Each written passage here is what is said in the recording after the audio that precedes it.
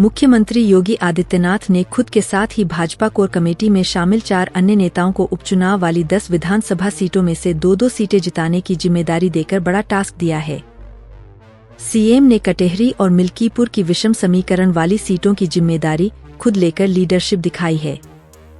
इन सीटों पर चुनाव जीतना भाजपा ही नहीं, कोर कमेटी के 3 प्रमुख नेताओं CM, deputy CM Brajesh Pathak और प्रदेश भाजपा अध्यक्ष भूपेंद्र चौधरी के लिए भी कड़ी चुनौती मानी जा रही है। बीते 3 विधानसभा चुनाव के नतीजों पर गौर करें तो इन तीनों नेताओं को जिन 6 सीटों की जिम्मेदारी दी गई है, वे समीकरण के लिहाज से भाजपा के लिए मुफीद नहीं रही है। सीएम योगी की जिम्मेदारी वाली मिल्कीपुर पर सिर्फ 2017 में ही पार्टी चुनाव जीती थी। 2012 व 2022 में यह सीट सपा के कब्जे में रही।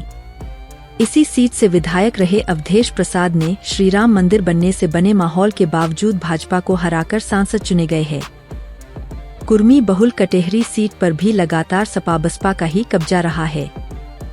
इस सीट से लालजी वर्मा कई बार विधायक चुने गए हैं।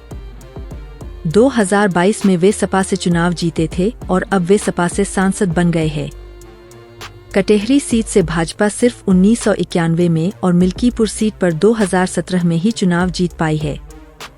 ऐसे में मुख्यमंत्री ने इन सीटों को जीतने का टास्क लेकर सपा के सामने कड़ी चुनौती पेश की है। सीटों के समीकरण के लिहाज से देखें तो सबसे कठिन task deputy CM Brajesh Pathak को मिला है। उन्हें सपा की परंपरागत सीसामऊ और करहल सीट की जिम्मेदारी दी गई है। ये दोनों सीटें भाजपा के लिए कभी मुफीद नहीं रहीं।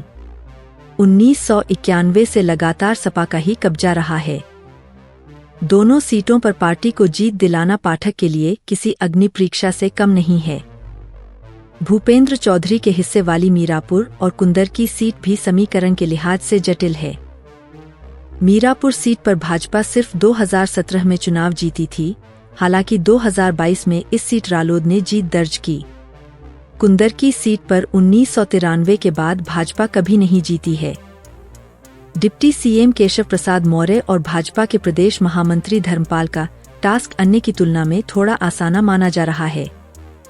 केशव के जिम्मेदारी वाली फूलपुर और मंझवा सीट और धर्मपाल की जिम्मेदारी वाली खैर और गाजियाबाद सीट पर भाजपा जीतती रही है।